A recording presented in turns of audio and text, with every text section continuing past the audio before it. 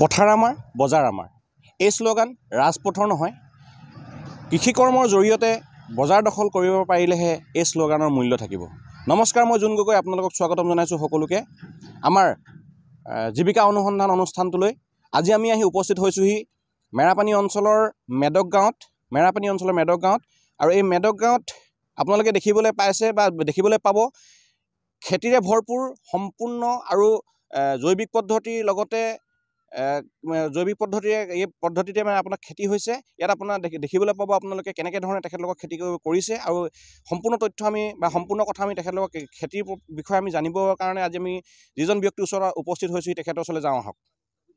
স্বাগতম জনাইছোঁ আমাৰ জীৱিকা অনুসন্ধান অনুষ্ঠানটোলৈ। আপোনাৰ পৰিচয়টো দিব। নমস্কাৰ, মোৰ নাম গৰণা সিং কামান। মোৰ মেৰাপানী পুলিবাগান এৰিয়া মেদক গাঁও। আপুনি মেদক গাঁৱত আপোনাৰ ঘৰ, যিহেতু আপুনি এই কৃষি মানে এই খেতি পদ্ধতিটো কিমান দিনৰ বা কিমান বছৰ আগৰ পৰা আপুনি কৰি আছে? সেইটো কেপচি খেতিটো আমাৰ 2003 চনৰ পৰাই আৰম্ভ কৰিছে। বৰ্তমান কি খেতিৰ লগত জড়িত হৈ আছে? মই ইয়াত কেপচিকাম আৰু আলু আৰু বিলাহীটো অলপ কৰিছিলোঁ, আধা বিঘামান। এতিয়াতো অন্য ঢেৰ কৰিছে বিলাহী। মই কেপচি 2 বিঘা আৰু বিলাহী আধা বিঘা, আলু 1 বিঘা এনেকৈ কৰিছোঁ।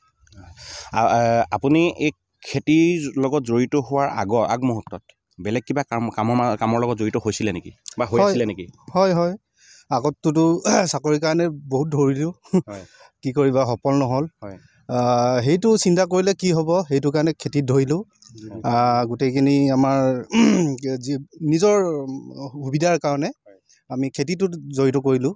এতিয়াতো আমাৰ সুবিধা তেনেকৈ নাই, বৰষুণ নাই এতিয়া, সেইটো কাৰণে আমি খেতি ইমান 20 বছৰ 22 বছৰ জড়িত হৈ আছোঁ কেপচিকাম।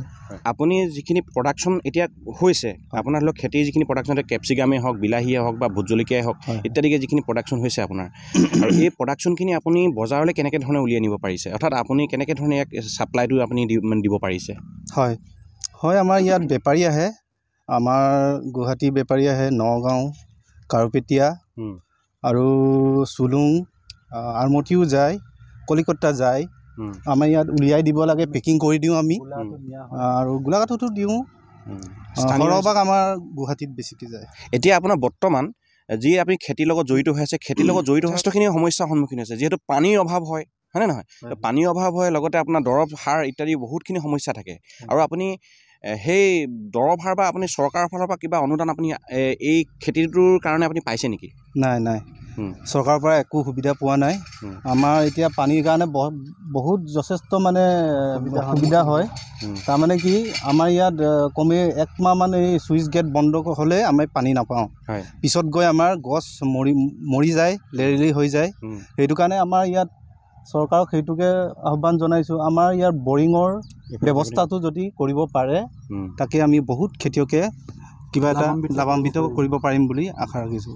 আৰু আপোনাক এটা কথা সুধিব বিচাৰিছোঁ, আপুনি চৰকাৰৰ পৰা কিবা ঋণ লৈ পিনি এই খেতিটো কৰিছে নেকি? নাই, একো ঋণ লোৱা নাই। আৰু এজন ব্যক্তি আছে আমাৰ মাজত, তেখেতকো আমি 2 এষাৰ কথা সুধিবলৈ চেষ্টা কৰিছোঁ, কাৰণ এখেতেও একে খেতিৰ লগতে জড়িত হৈ আছে, ওচৰতে তেখেতে খেতি কৰি আছে।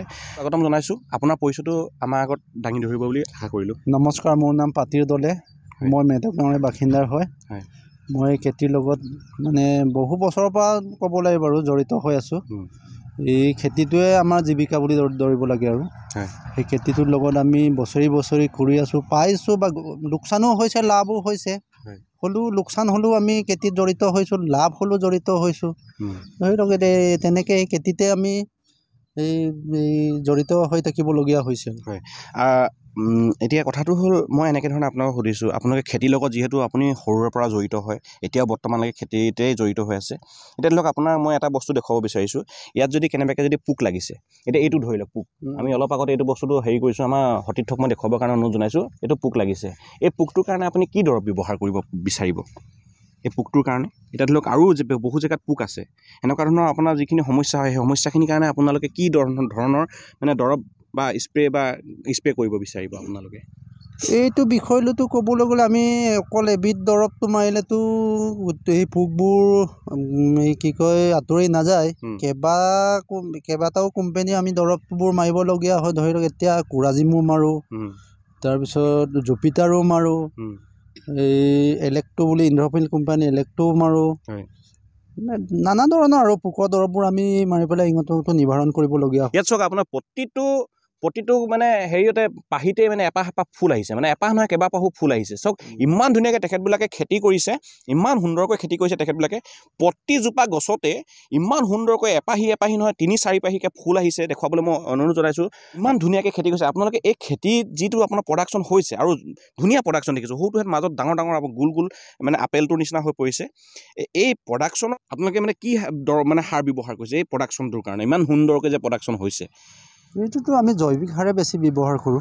হয়, জৈৱিকৰ পৰা এইটো প্ৰডাকশ্যন হৈছে বুলি ভাবোঁ। আৰু এটা বস্তু দেখুৱাব বিচাৰিম, এইটো হৈছে এইটো আপোনাৰ যিটো কেপচিকামৰ খেতি হৈছে, এইটো কি খেতি আৰু সেইটো কি খেতি? সেইটো হৈছে দীঘলীয়া, এইটো হৈছে থুপুকা। ইয়াৰ মানে দুটা আছে বস্তুটো। ইয়াৰ প্ৰডাকশ্যনটো তাৰ প্ৰডাকশ্যন একেই হৈছে দেখিছোঁ, কিন্তু মই আপোনালোকক সুধিছোঁ আপোনালোকে কি ধৰণৰ বা কোনটো মানে হেৰিৰ আপোনাৰ খেতি কৰিছে মানে বৰ্তমান এই বস্তুটো মানে কোনটো মানে জাতৰ? এইটো ইন্দিৰা বুলি কয়, ইন্দিৰা গোল। হয়। তাৰপিছত এইটো হেৰি কি কয় দীঘলটো হিৰ'হীৰা। হয়। এই দুইটাতে প্ৰডাকশ্যন হয় নোহোৱা মানে দীঘলটোত আমি অলপ প্ৰডাকশ্যনটো পাওঁ, কিন্তু বজাৰৰ মূল্যটো চাবলৈ গ'লে এই গোলটোত আমি বেছিকৈ মূল্যটো পাওঁ।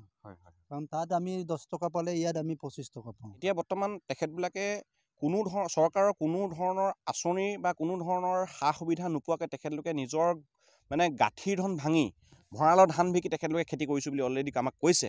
কিন্তু কথাটো হ'ল কি, কোনো ধৰণৰ সা সুবিধা মানে বহুতো ডাঙৰ সা সমস্যাৰ মাজত তেখেতবিলাকে খেতি কৰি গৈছে তেখেতলোকে।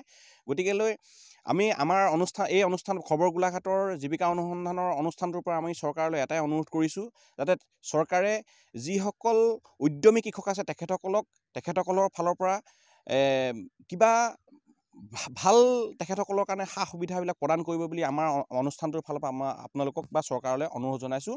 আৰু আপোনালোককো ইমান কামৰ সময়তো আপোনাৰ কাম নেওচি আমাক অকণমান সময় দিয়াৰ বাবে অশেষ ধন্যবাদ জ্ঞাপন কৰিলোঁ।